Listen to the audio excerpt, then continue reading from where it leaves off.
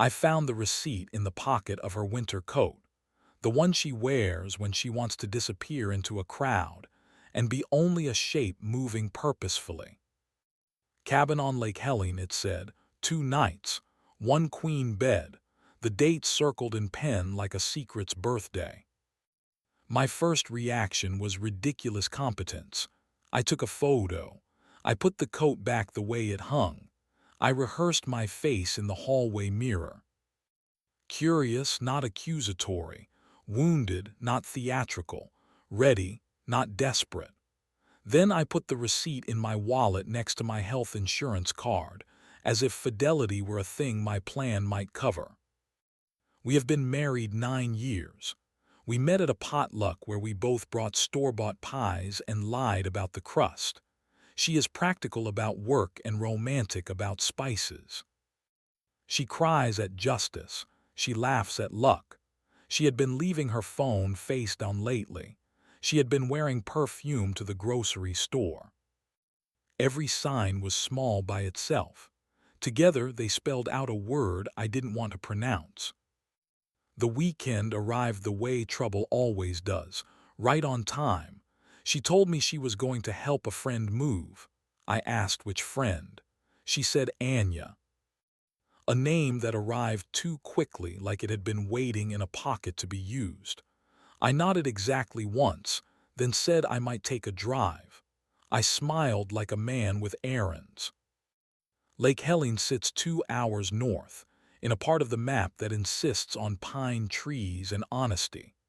I parked down the road from the rental, a tidy A-frame with windows like clear eyes. Snow muttered under my boots. My breath did theater. I felt 15 years old and 80 at the same time. At noon, a car pulled up. Not hers. A man got out carrying an overnight bag and an expression I recognized. The fragile confidence of someone who thinks he's about to be chosen. He was younger by a handful of birthdays, and the way he looked at the world like it had promised him a seat by the window.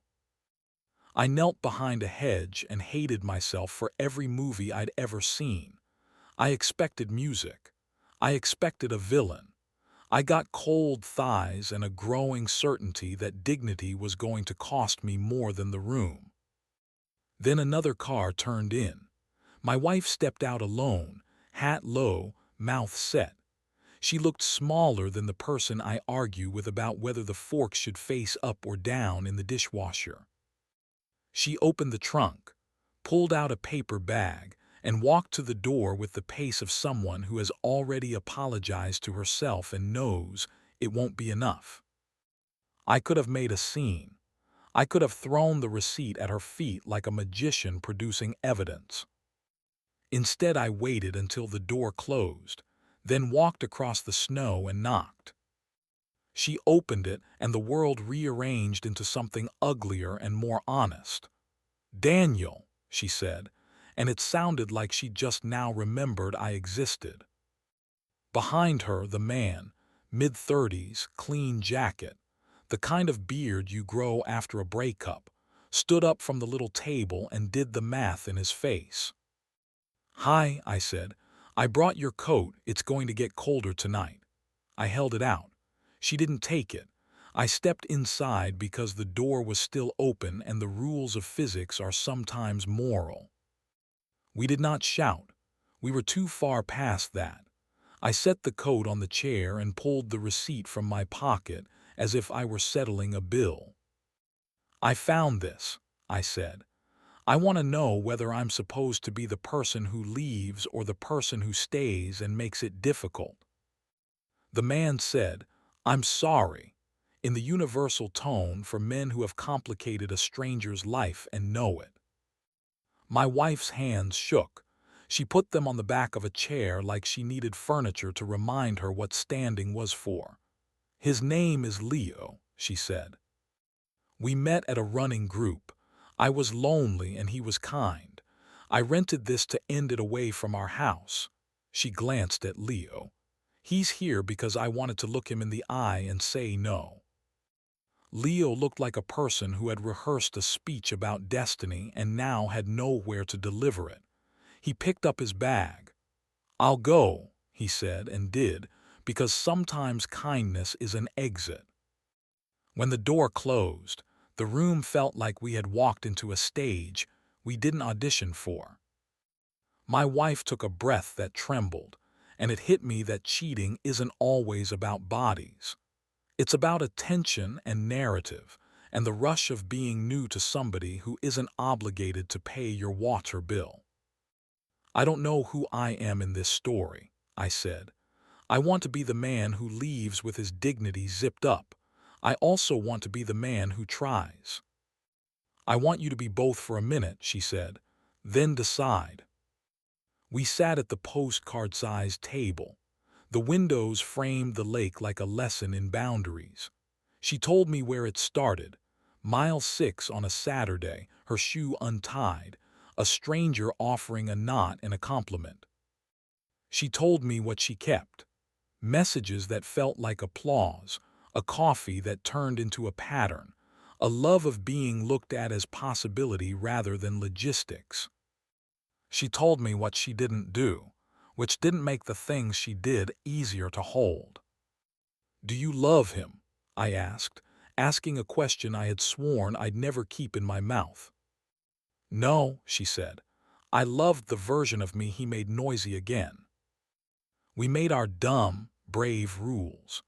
We chose transparency like it was a language we'd always avoided because it made our accents obvious. She texted Leo a final message while I watched. "I'm choosing my marriage. Do not contact me again." He replied with a single word, "Understood." It hurt more than I expected that he didn't fight for the fantasy. Part of me wanted to win a duel. Part of me needed to understand that not every wound wants a sword. We did not stay the night. We left the cabin the way we found it, tidy, heat turned down, bed corners still sharp.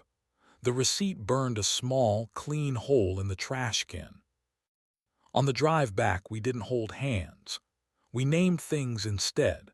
The diner with the good pie, the gas station dog who sleeps like an employee, the field frozen into a mirror. We stopped at a place with a neon sign that promised soup and delivered on it. She cried into her napkin once and then folded it into a bird. At home, she put the winter coat on its hook and said, "I'll sell it if you want." "Keep it," I said. "We're not going to let clothing boss us around." We slept poorly and woke up gentle. It wasn't forgiveness. It was a truce with time. She started running with a different group. I started asking her to tell me 3 things she noticed that day that had nothing to do with work or errands or me. Sometimes I was one of the 3. Sometimes I was not. Either way, I was in the room when she said them. That counts for more than I knew. A month later, we went back to the lake, in daylight and truth. We walked the perimeter slowly as if measuring the distance we'd traveled without moving. She took my picture with her phone and didn't post it, and when she slid the device into her pocket, it was screen up.